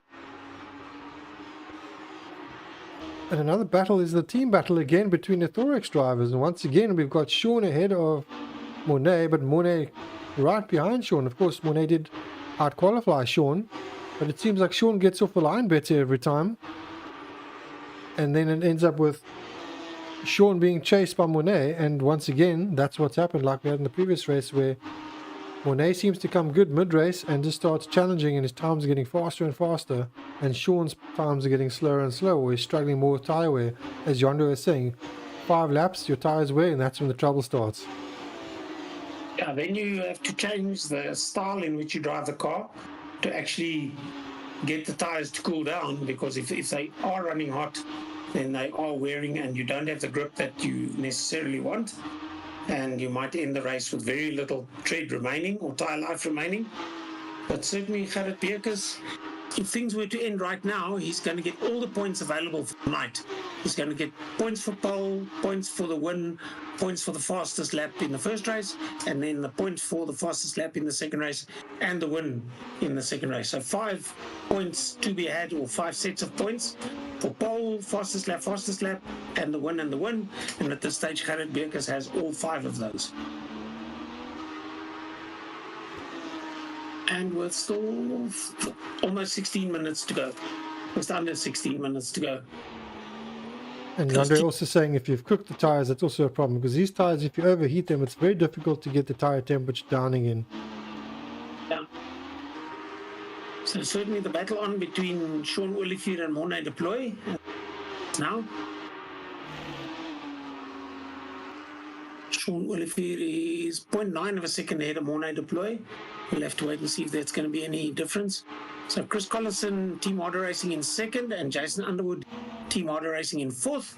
Stanton Augustus is that white and red Porsche that is in view now, and that's the Fach Autotech eSport team, and he's certainly doing a good job of consolidating his 3rd position, as is Chris Collison in consolidating that 2nd after the terrible start that both of them had in race 1. They didn't end too badly. They recovered somewhat, but this is probably, as they qualified, this is how they're finishing at the moment. But that being said, Jason Underwood's he's about a second behind Stanton Augustus, and if he can make life difficult for Stanton Augustus, his teammate Chris Collison can have some breathing space in the distance. Yeah, he caught up quite a lot there. He was just over a second, it's now half a second, so I'm not sure what's happened to Stanton, if he just made a slight mistake, got a bit of a slide on, but Jason is now right with him. Yeah, the complexities of the corner at Spa-Francorchamps are of such a nature that if you get it slightly wrong going into one corner of a set, and you then subsequently get the set of corners incorrect, then that certainly can have an effect on the stopwatch through that section of circuit. And I think that's maybe what did happen to Stanton, although he's still running only 0.9 of a second ahead of Jason. So Jason's got him in view, and I think Stanton is just sort of, as I looked at the lap scoring monitor, at the 0.999 that he was behind him. So within 1,000th of a second, of a full second, he's behind him. But look how well Jason Underwood gets through the chicane coming into the straight. He seems to make up a lot of time in that set of corners. Yeah, I think Stanton also just made a small mistake and Jason just got it right. So that's allowed the gap to close right down. Of course, Chris has now pulled away from Stanton, and Stanton is having his issues and now starting to defend from Jason. It comes to that is the one corner you don't want to get wrong. A Rouge Rodilon, and there's actually a Camel corner, and that goes into the Camel straight. But they seem to have made that look a lot easier than what it is. Now the Camel corner, I don't think anybody considers that to be a corner, because even though it's a slight, maybe a 10 or a 20 degree right-hander, I think you're flat out by then already down the Camel straight, and certainly nothing to stop you.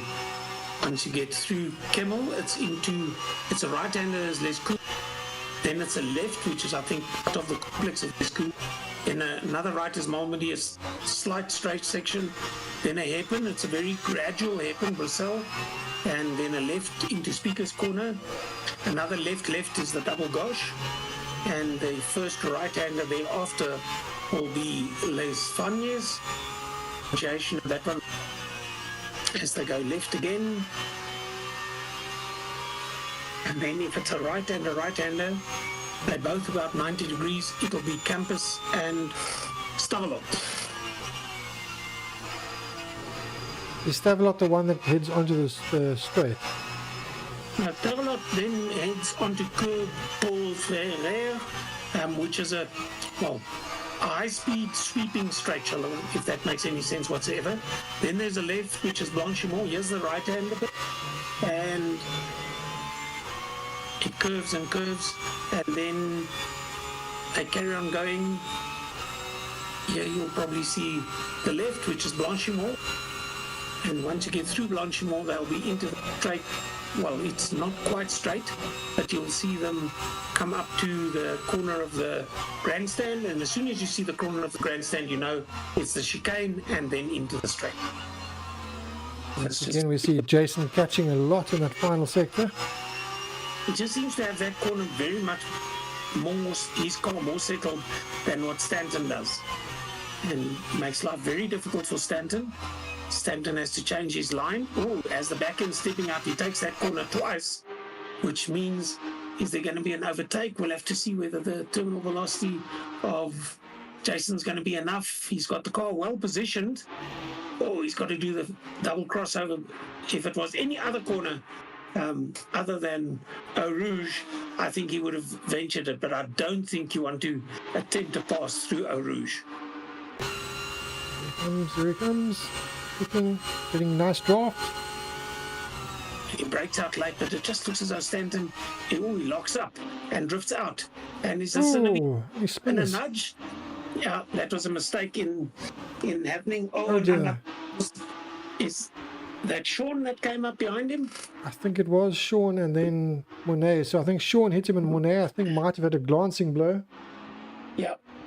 Yeah, that was just purely pressure that made that happen. And certainly, once the pressure, Jason was the one to gain advantage, and quite rightly so, because the mistake had been made by Stanton, and then looks as though Sean and Mornay have both gone past. As you say, just a glancing blow, I think by, was it Sean or Mornay? I think it was Sean. Yeah, so let's have a look what the lap times are. Gerrit Beekers, a 2 minutes 20.6, so he's even quicker than what he was in the first race. Just to show that he had plenty in reserve, if required. And the gap almost 10 seconds, now 10 seconds at this part of the track. Team Harder Racing, I think, will be quite happy to have second and third, but Sean Williford almost 5 seconds behind them. Well, it's 10 seconds from Gerrit to Chris Collison, then another 5.5 seconds to Jason, then another 0.8 seconds to Sean Olivier. Mornay Deploy will probably be challenging his teammate Sean Olivier, because that's only 0.7 of a second, and Stanton Augustus, after that big mistake, 14 seconds behind Mornay Deploy. Yeah, Stanton, I'm sure, will be kicking himself. He's now got Rian van der Westhuizen and all over him now. There might be some damage to Stanton's car after that collision, so Rian's going to be right at him. Change of direction. Is Rian going to stay on the outside? Is he going to dive up on the inside, do the double crosser? Oh, mistake by Stanton. He's missed the chicane completely. So I think he'll probably, if he hasn't done so already, he would have had to give that corner up. Is that Julian Brains coming up now behind him? It is, yes. Yeah, and so Julian's doing really well, although we haven't had the camera. He's up into 8th from a start position of 13th. So Julian Brains is certainly keeping his wits all about him, and is running an excellent race and challenging for 7th position soon. I wonder how much damage he's taken from that impact. As he was trying to spin around, he got hit quite hard on the side. I think it was the left-hand side of the car. So that might be why Stanton is struggling so much, unless it's just tires being cooked from spinning the car around. Yeah, the thing is, if the alignment is out and you're actually running with steering wheel off center, it makes for very difficult driving, because you then remap your brain as to what position your steering wheel will be in. Most of the racing drivers have a bit of, shall I call it, tape that actually points to 12 o'clock when they're running dead straight. So with the damage, you might be running with a steering wheel at 1 o'clock or 2 o'clock, or if it's the other way, at 11 or 10 o'clock, just to keep the car in a straight line. And you've then got to rethink every corner thereafter, that when you've got the tape at 12 o'clock, you're actually turning 20 degrees the other way. So it might be something that Stanton has to keep in mind. How far is he behind Rian? 3.1 seconds. And the lap time as well. Stanton's best is 3 seconds quicker than Rian's. But whether he's going to make that now, after the damage, we'll have to wait and see. But what's Julian Brains doing at the moment? He's doing well. Stanton has the accident included in the last lap time, so the last lap time is not realistic.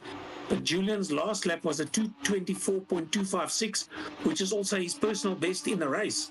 So Julian's pedaling. Make no mistake, Julian is pedaling, and I think he has an idea that he's going to get past Stanton Augustus in the next 6 minutes, that this race is still set to run. And we see Christian Labas with a penalty, so I'm not sure, but I would have presumed that would be for too many track cuts, you get a drive-through penalty.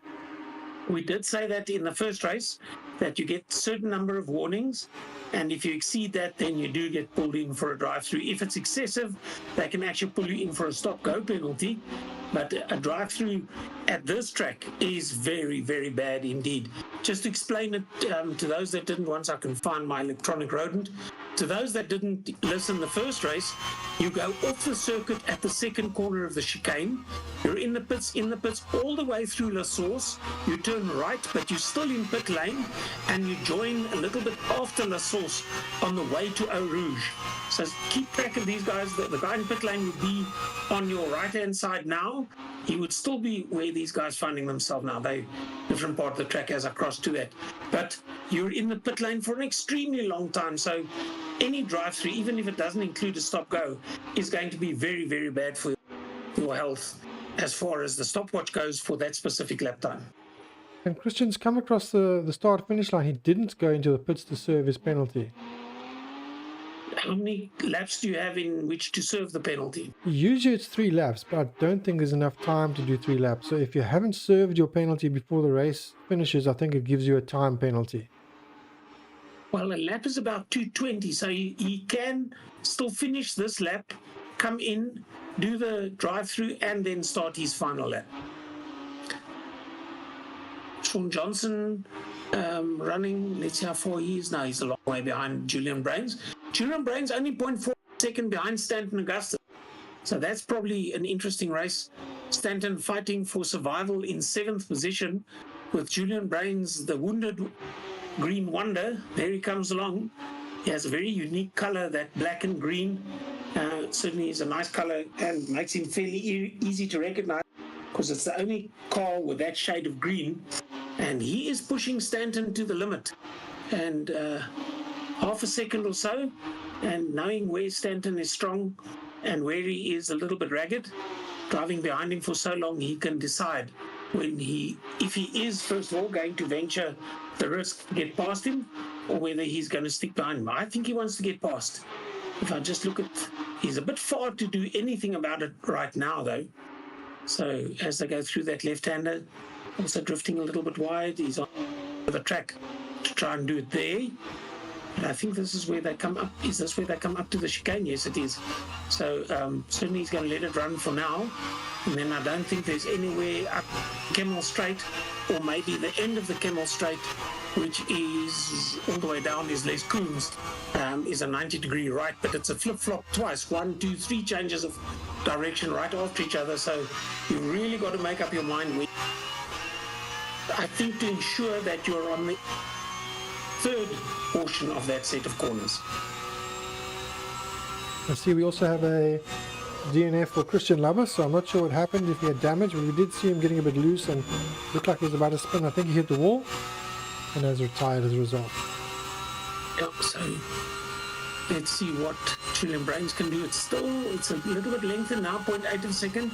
So maybe Stanton has regathered his breath and has got the car in a better racing line this time round. And Julian is stuck behind him in 8th position. And that Porsche, that white and red Porsche, is now a little bit more in the distance than what we have seen it before from a Julian Brains perspective. We're seeing very different lines. Julian is taking sort of a wide, creeping in line, and Stanton taking the tighter line. It seems to be beneficial at different parts of the circuit to the different drivers. I think each guy has his unique driving style, and maybe Julian's driving style has changed tonight, not to the one that he is used to, but whatever he's doing now seems to be him, because he's still 0.7 of a second behind Stanton. If we look at their last lap times, a 2:24.98 by Stanton, a 2:25.3 by Julian. So Stanton just stretching the legs a little bit. Teammates here for Thorax Racing, they were for a second. That's Sean Williford and Mornay Deploy, and they are racing for 4th and 5th position. There's Julian Brains still pressuring Stanton Augustus. Now Stanton can't afford to make a mistake now, running a little bit of middle of the road through that section. This, of course, is the final lap now, because we have Fred Beckers just coming through. What is that? Eau Rouge and... Was it Eau Rouge? This is the Camel. Yes. Camel Straight. Les Coombs, I think, is this name. Let me just double check on myself. This track is a difficult. Yeah, Les Coombs, then Malmedy, and then it'll be a hairpinish corner called Bruxelles, and then Speaker's Corner is a 90-degree left. So I think this is Bruxelles. Smith double sure it goes on and on and on. If the next corner is a 90 left, then that's Speaker's Corner. There it is. It goes straight for quite a bit, and then it should go into the double gauche. There he goes through. Let's just pick it up again. There's left and more left. That's the double gauche. The next should be a 90 right, which is Les Fonniers, followed by a 90 left as the right. There's the 90 left. So that's Les Fonniers. It's all those two corners, it's given one name. Then it'll be a 90 degrees through Campus, 90 degrees plus minus through Stavelot. They are both right-handers. Here's the one, there's the next one. Then it's that, what shall I call it, the not very straight, that leads through, it goes right in the beginning, then it goes left twice. The second left is a little bit sharper than the first one, is Blanchimont. That's, I think, the second left. And then you'll come into a straight bit. It's not quite straight either, but if you look up, you'll probably see the grandstand. And once you see the grandstand, the corner of the grandstand, although we didn't see the grandstand, I got corners right. There's the chicane for the checkered flag, and a great race weekend, or a great race day for Gerrit Beekers. All the points on offer in his pocket, and off he goes. And look at this, Jason Underwood challenging now for second place. He's right behind Chris, so Chris is hanging on for dear life here. Will he be able to keep it from Jason?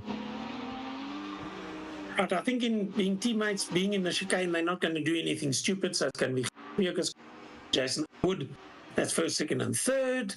And Sean Olivier, I'm just trying to think where he finished in race 1. He might be on the podium even though he finishes 4th in this race. Morne Deploy in 5th. They run into each other on the straight after the finish line. Alright, so Rian comes up to the finish to take 6th place, a great 6th place. And right behind him we have Stanton Augustus. So Stanton salvaging 7th place, managing to hold off the charging Julian Brains right at the end. And that's it, Julian Brains, well done. An 8th position starting from 13th. So good race by him. Behind Julian will be, and we didn't see what happened to Sean Johnson, that he went all the way back to 9th. But yes, Sean Johnson in 9th position, coming through the chicane now to finish the lap and the race. Car number 52. Quite a distance behind him, 26 seconds, almost half a minute, will be the purple and green car of Marius van Wyk. Runs slightly wide there, or slightly, I mean quite a lot. I don't think the system will bother him too much, considering this is the last lap. Marius van Wyk takes the chicane, and he can do so at a slow rate because Andre Hildebrandt is already 22 seconds behind him. And Arjan Belder, we didn't keep an eye out to see whether he actually came in to do his drive-through penalty. So if we look at Arjan, he's only 2.8 seconds behind Andre Hildebrandt. I'm not quite sure where he was relative to Andre Hildebrandt, whether he has actually gone in to do the drive. I think it was actually Christian that had the draft. That might have been why he retired. Yes, that could be. I'm getting my drivers wrong. But that's it for the race, though. Where do Arjan and Christian, just as a matter of interest, drive from? Do you know where they're located? I think the one is... I'm just being 100% sure. I think it's Netherlands for the one. I'm not sure the other. Hungary, I think. Okay. So it's nice to have some foreign competitors. And then, of course, the Chris Collisons and Jason Underwoods racing from the UK. So we have quite a bit of a foreign contingency in this race. All right. We'll be back shortly with our drivers for the podium. Well, see you now. Until then.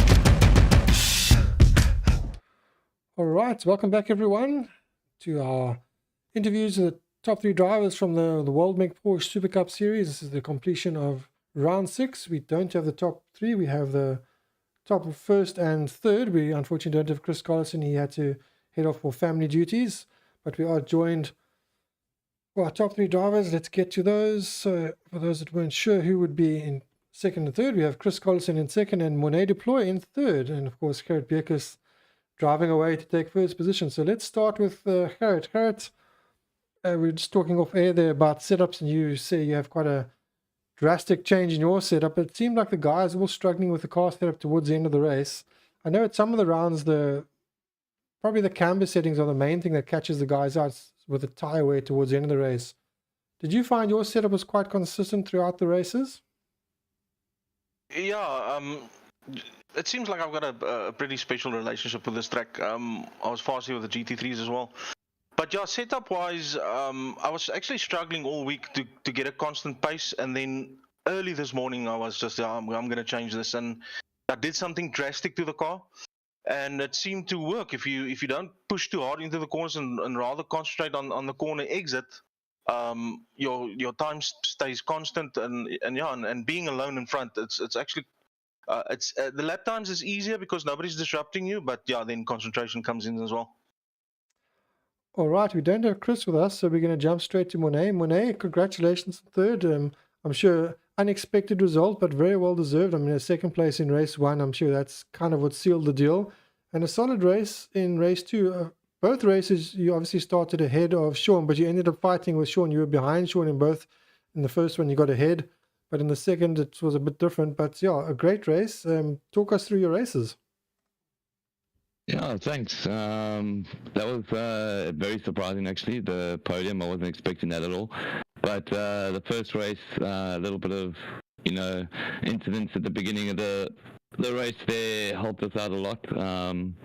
And Sean and I managed to get into a good position, and then I think it was a lot of teamwork between us because his tires were gone, and we were both talking on comms, and he was like, no, let me go through. So he held the guys back while I tried to get ahead, and that ended up working out really well in the first race.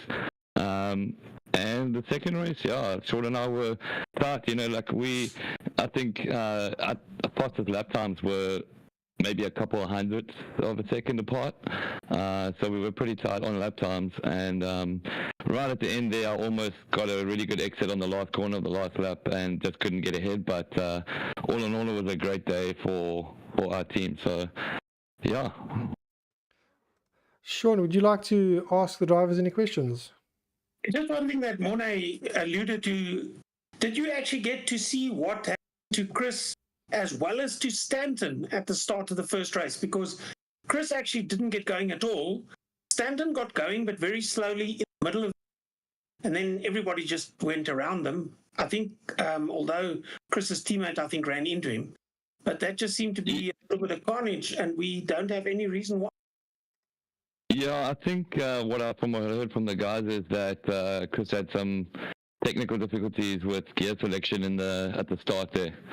So Jason, had to kind of hit the brakes, and then it was a domino effect. If I can just add to that, I spoke to Chris, and his car was stuck in neutral, didn't go into first on the line. So yeah, that's basically what happened. Oh, that's terrible. And Stanton wasn't involved in any of that, but he didn't get away well. He was sort of... That I do not know, yeah. Yeah. And then in the second race, did anybody expect Mr. Lubbers to go flying up on the right-hand side and into second position? We had an eye on him, but we saw it, and I think he actually gave the positions back after the first or second lap. But yeah, he probably didn't get the message about the first corner, but all good as long as he gave the positions back. Yeah. And then Stanton in the second race, he just braked a little bit too deep at the end of the Kemmel Straight, and he lost it, and Sean collected Sean and Jason. But luckily for Jason, he didn't have. He was able to manage to keep it in P3. So yeah, that was a good drive from him. Yeah. Yeah, a lot of fun, a lot of incidents, and well done to everybody. Well, Gerrit, I'm not even sure that he broke out a sweat, but certainly well done, Morne, for your third position, and to your team for racing as a team to defend each other.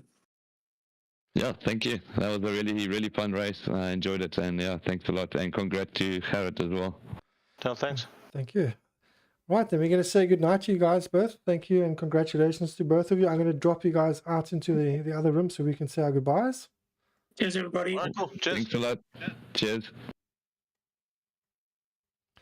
All right, so that was our top three. And that, of course, brings us to next round, which will be Suzuka.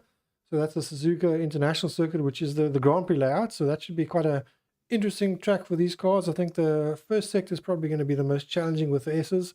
I think the S's, with the nature of this car and the way the car's weight swings around, is going to be quite challenging. So I'll need to set the cars up, I think, for Sector 1. If you set your car up correct for Sector 1, you should be good for the rest of the lap. Maybe even Spoon Curve. Spoon Curve, it's a very fast flowing corner, but it tightens on you. So you'll probably go in fourth and gear down to third, and at that point you might lose the rear. I think those are the corners that you're going to be setting up the car for. Other than that, the rest of the track should be quite enjoyable. I think it's a fantastic track. Along with Spa is definitely one of my favorite tracks. And of course, that would then be round 7. The remainder of the championship is, of course, Suzuka round 7. Then it's round 8 will be Zandvoort. Then round 9 will be Montreal. And round 10, the final round, will be from the Monza circuit. All right, so until... To look forward to. Yes, so until next week, we will catch you all then. Have a great week and enjoy your week. Good evening, everyone. Until next week, cheers, everybody.